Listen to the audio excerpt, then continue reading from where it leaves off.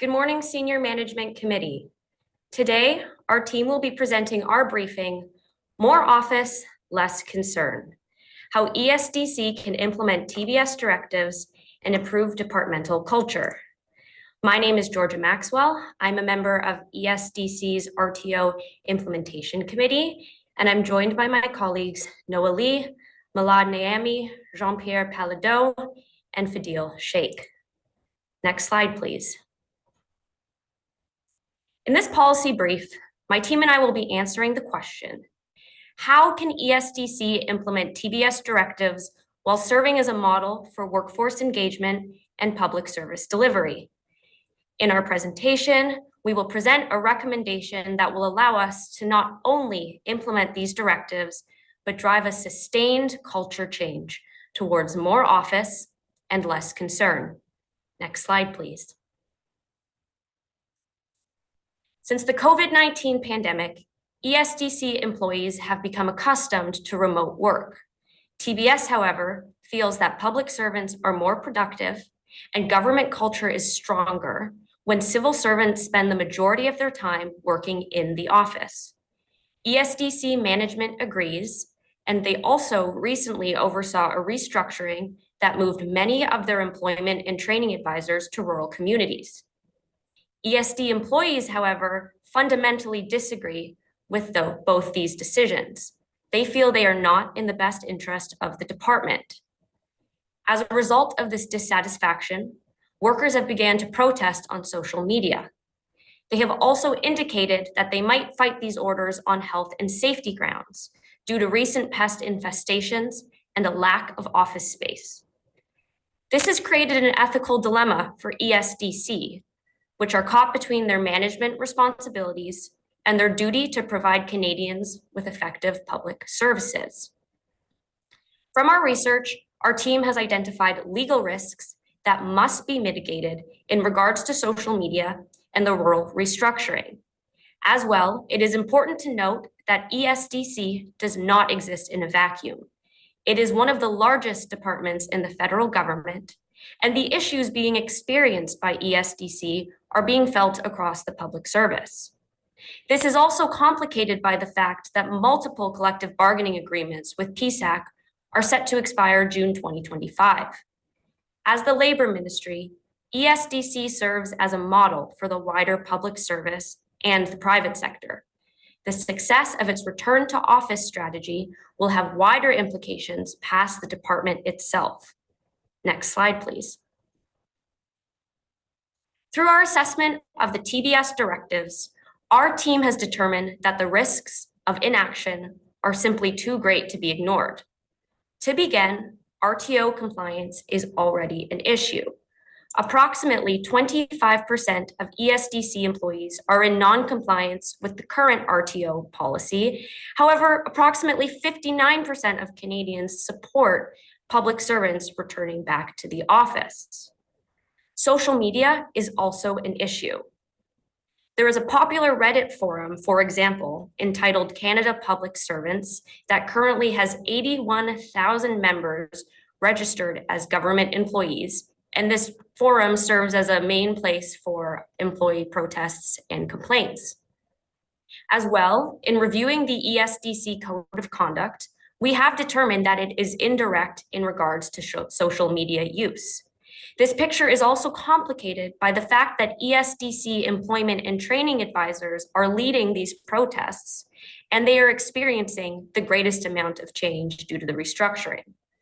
As a result, without implementing the TBS directives, ESDC is facing the risks of growing RTO non-compliance, the potential that government inaction may create precedents from a union perspective, and that this can lead to negative perceptions for ESDC as an employer and a government agency, and this may detract from ESDC's ability to attract key talent groups.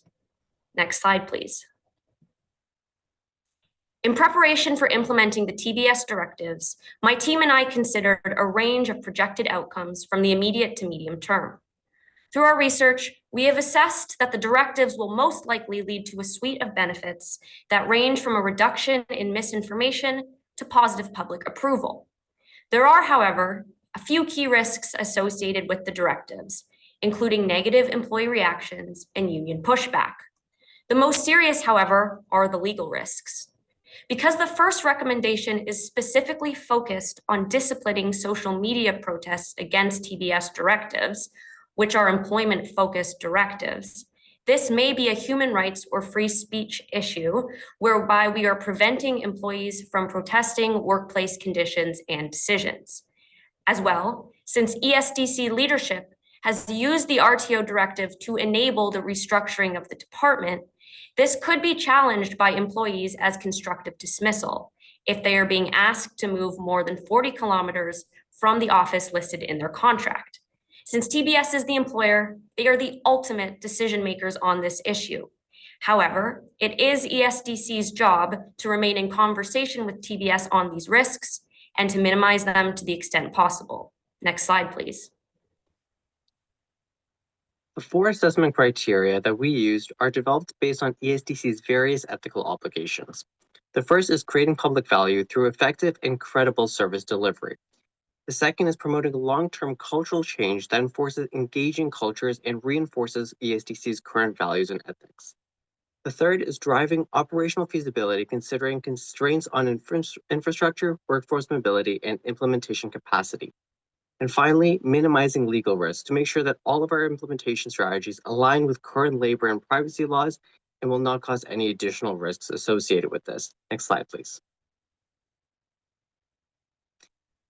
In the immediate future, our top priority is to implement the TBS directives exactly as recommended and update the ESDC Code of Conduct to ensure that communication with our employees is clear and that the directive is very well communicated across ESDC so employees understand what are the bounds of acceptable social media use.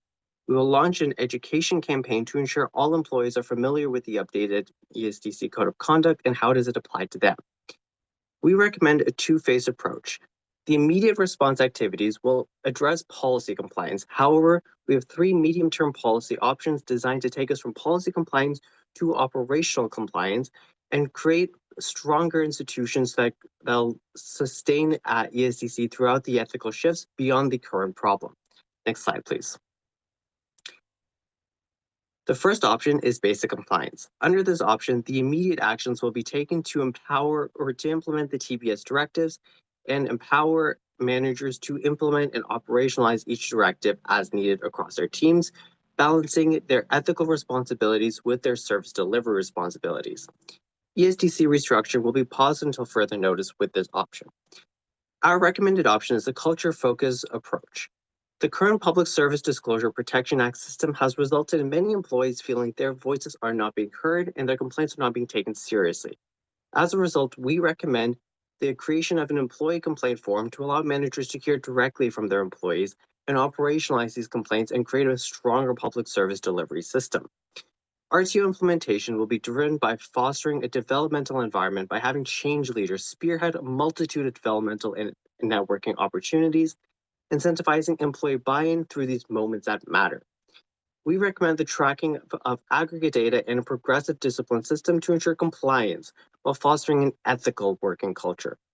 The ESDC restructuring will begin with an internal hiring and promotion process to allow employees who are interested in working in these rural communities to have that opportunity to have those developmental skills. Any gaps that remain in that system will be filled through a variety of relocation as well as potential lateral movements across ESDC. Our final policy option is the enforcement focus, which was going to prioritize discipline over culture building. Under this proposal, there'll be an anonymous compliance reporting system and a 3-strike discipline to ensure employees are encouraged to remain compliant with the TBS directives while not infringing on any of their rights. We will leverage ESDC's existing IT monitoring system to ensure that all teams are compliant with the TBS directives without having any significant fairness issues or consistency issues across ESDC. The restructuring will be continued as currently planned, where employees are going to be required to return to office in the rural communities, and moving stipends will be provided to employees to ensure a seamless transition with very minimal service disruption issues. Next slide, please. We recommend taking the culture-focused approach since it allows ESDC to remain compliant with the directives while balancing long-term ethical culture. whereas the heavy-handed enforcement focus provides mainly short-term compliance that is unsustainable. This approach helps present a collaborative relationship between ESDC and its employees, which is critical in light of the upcoming collective agreement. The culture focus ensures the development of a sustainable and ethical culture that can support employees, mitigate inherent legal risks, and deliver consistent public value. Next slide, please. As Canada's Ministry of Labour, ESDC must adopt a policy that creates public value, complies with TBS directives, minimizes legal risks, and drives long-term organizational change. Recognizing the legal uncertainties and potential drawbacks from heavy enforcement, we are favoring an incremental and flexible approach that encourages employee buy-in while keeping enforcement on the table. The first component is aligning ESDC's code of conduct with evolving workplace expectations. This would incorporate scenario-based guidance to help employees navigate ethical dilemmas like social media use and return to office policies. By addressing current ambiguities in the code, we are encouraging employees to truly internalize these values. Education and awareness on workplace culture will be a central element to our approach, leveraging in-person training with relevant examples to engage employees. These sessions will focus on reinforcing public service values and the benefits of in-office collaboration. Management will be responsible for driving culture through moments that matter. What this means is promoting meaningful in-person engagements that are less effective when conducted virtually. This includes mentorship sessions and employee development programs. To manage RTO, social media, and any other issues, we will develop internal employee complaint forums. This will allow employees to raise concerns, vent frustrations, feel genuinely heard, and provide executives with valuable perspectives. Since relocating regional advisors raises legal challenges, we have opted for filling these positions through internal hiring processes. Finally, our progressive discipline model will complement our culture-focused approach, using aggregate data and personally identifiable information to ensure compliance. Next slide, please. Our implementation plan is structured in 3 phases. We will start by developing an action plan to move towards operational compliance on TBS directives, as well as review and update the ESDC Code of Conduct. This will be followed by building education and awareness campaigns on workplace culture and public service ethics. On the Return to Office Directive, we will conduct facilities and operational assessments to ensure a productive and safe workspace. An internal survey will be launched to identify in-office productivity improvements. In terms of employment advisors, we will initiate the internal hiring process to fill these regional positions. From 3 to 9 months, we will roll out education campaigns on updated policies and workplace norms, and develop ESDC career development programs, which will be tied to in-office presence. Employee complaint forums will be established, with managers required to encourage employee participation and executives reporting on feedback and taking appropriate action. Despite legal risks falling under the purview of TBS, we will also direct our legal teams to assess enforcement strategies to ensure compliance with privacy and employment law while engaging with unions. Management job descriptions and performance metrics will also be updated to include culture-building responsibilities, serving to enforce a workplace based on public service values and ethics. In the longer term, we will evaluate and improve our programs, using feedback received to ensure we're moving in the right direction. We will also modernize and expand our office spaces as per operational requirements. Our progressive enforcement model, which applies to both management and employee obligations, will support compliance with TBS directives. Finally, we will assess whether regional advisor roles have been filled and turn to alternative hiring mechanisms if needed. Next slide, please. To ensure accountability, we will establish implementation status checks at 3 and 9 months to measure progress and steer strategies as needed. At 3 months, we will focus on foundational milestones. Education and career development programs will have been fully developed, and facilities and operational assessments will have been completed. At 9 months, we will assess progress based on the percentage of employees working in office at least 4 days per week and the proportion of employee awareness on the updated social media policy, which will indicate whether or not our education campaign has been successful. It's also important to note that our implementation plan will be supported by a robust change management strategy, ensuring continued engagement with employees, partners, and stakeholders. Finally, despite our collaborative approach with culture building, we reserve the right to increase tracking and enforcement measures should key metrics not be met by our 9-month checkpoint. Next slide, please. As with any proposal, there are risks, and our team has done the due diligence to identify operational risks specific to the implementation of our chosen solution, as well as mitigation measures to counter them. Due to the runway inherent in progressive discipline, a lack of employee buy-in will greatly hamper the speed of which we're able to move from policy compliance to operational compliance. To mitigate this, managers and internal communications will explicitly link RTO to employment development opportunities, emphasizing moments that matter, and we will incentivize managers to promote buy-in with their employees by ensuring there is a performance metric tied to the compliance of their teams. Given that we are introducing disciplinary measures, there are legal risks TBS is taking on by pushing for their directives. Our role at ESDC is not to nullify these risks, but to mitigate and avoid making them worse. We will do what we can to engage with unions and our legal counsel while consulting with the Privacy Commissioner to ensure that we respect the privacy rights of employees.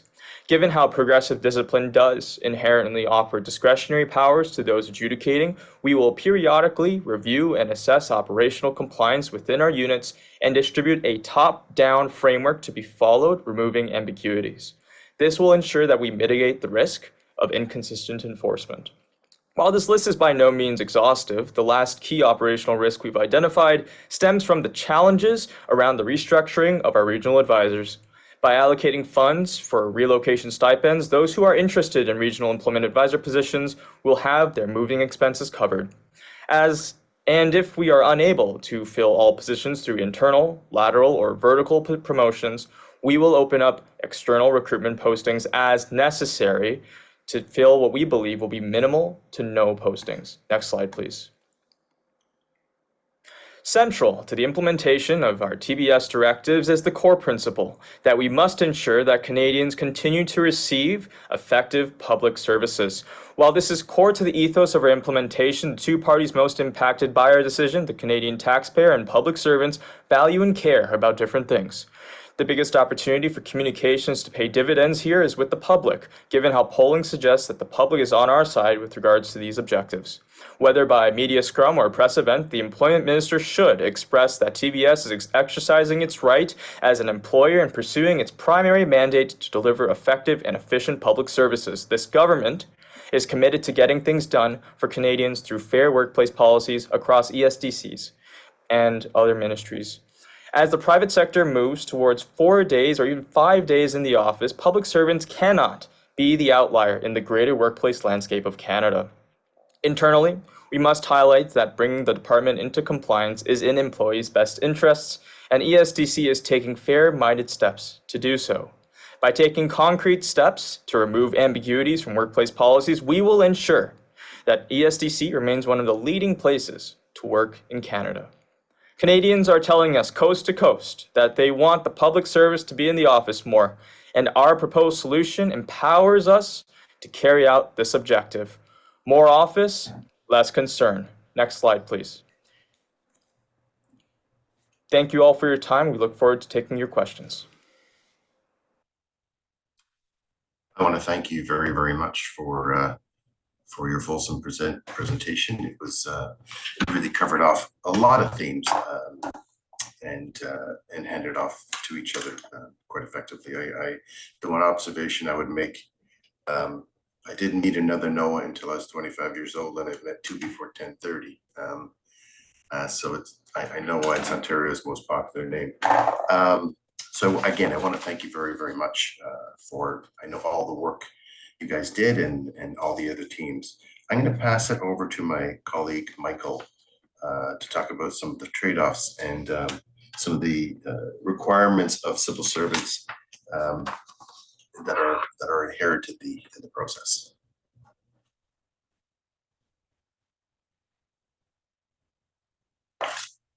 Michael?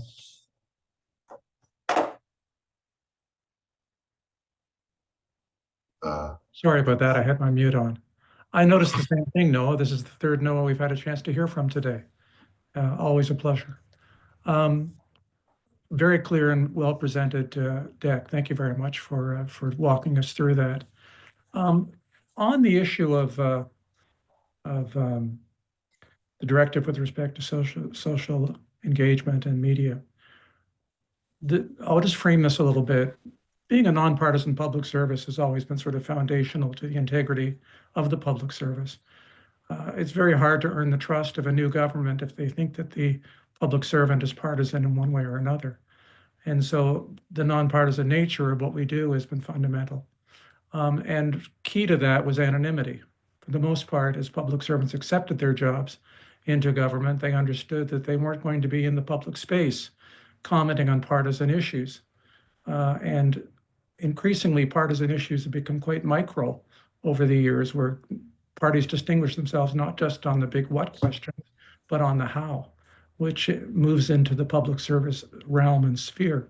So nonpartisan public servants really important. I'm really interested in your observations about how to sort of raise the training and the objectives of that. And is that argument about being nonpartisan and not involved in the social square, is that still the persuasive argument for this generation of public servants that you've been describing as the new entrants who are the focus of your training and education efforts?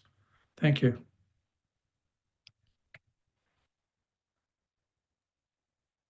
That's a great question. Thank you very much. So as we hinted in our presentation, the culture focus is really to instill the values of the public service, which seem to be eroding. At ASDC specifically, about one quarter of the current employees have been hired during the pandemic, which means that a lot of the traditional means of instilling the values and ethics of the public service, namely in office and through collaboration with teammates and with management and executives, have been missing from their day-to-day. And so we believe that in an era with social media being prominent and where employees don't necessarily feel the same allegiance and commitment to public service as they once did, we believe that the education and culture building focus really was the appropriate mechanism to do that. And to answer your question in terms of effectiveness, we implemented the assessment, evaluation, and pivot parameter in our approach to ensure that we weren't having a static approach and being able to change as needed. Thank you.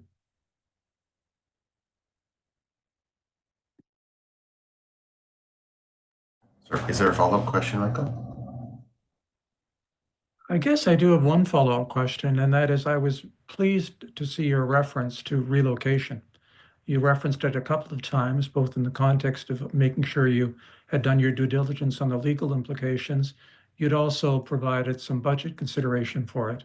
Can you tell me a little bit more about the relocation issue, and on a scale of 1 to 10, how big of a concern is it to you in terms of the implementation challenges of working through your overall advice? Absolutely. So given that we recognize that forced relocation would cause a lot of pushback from the unions, we decided that the internal hiring processes would be the favored approach. We believe that there are plenty of opportunities for regional employees in ESDC's regional offices to take on these opportunities. There's often criticism that too many public service jobs are concentrated in the national capital region. And so our approach here was twofolded: to provide more opportunities to the regions and to avoid issues with the unions. That being said, the relocation stipend would be a last resort in the event that we are struggling with filling all of these roles. And we do not believe that it will be a significant expense.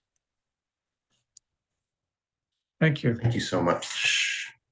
Thank you so much. I'm going to pass it over to my colleague, Stefania. Yeah, thank you for the presentation.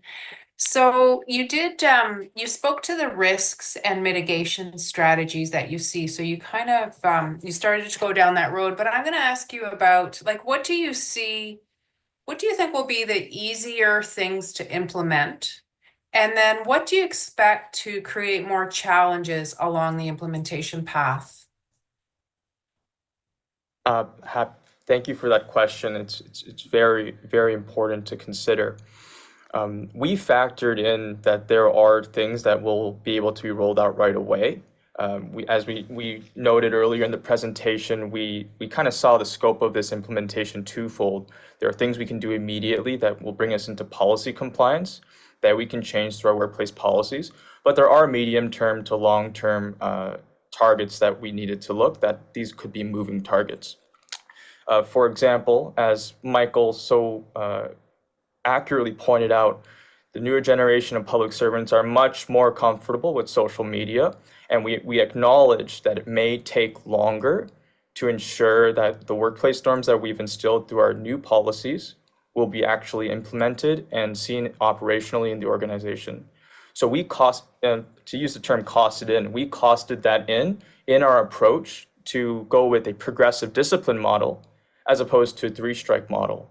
A progressive discipline model means that instead of having a fixed three-strike system, you're out with potential dismissal or termination on the table. By going with the progressive discipline approach, we give our employees the time they need to learn how to shift their behaviors in the workplace to better fit our policies, and while still ensuring that we have the tool, the stick, if you will, of enforcement on the table.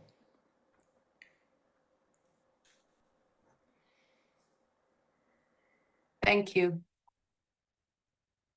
Thanks, Stefania. I'm going to pass it over to my colleague Suzanne to, oh, sorry, Nancy, you have a question. Thank you. I'm very interested, and I know you covered this off in your presentation. On particularly, I was kind of thinking about slide 5, but you can take me where you want. I'm just interested in giving you an opportunity to spend a little bit more time talking about the implementation of both of these directives simultaneously. And I'm very curious for you to spend just a little bit more time talking about how they may interact and some of your thoughts around that.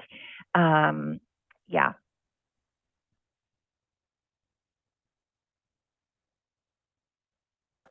Okay, certainly. If we can go back earlier to if we go back a little bit earlier in the presentation, I'm not sure if that can come up on the screen right now, but we do show, as you mentioned, that these two initiatives, these two directives, RTO, social media, they do overlap and they do intersect. So how will they interact? By ensuring that RTO is successfully implemented, to what my colleague JP pointed out earlier, we will be able to facilitate the opportunities for them to get a sense more of the culture we're trying to create here at the public service in person, with especially folks who maybe didn't have that opportunity if they were hired during the pandemic.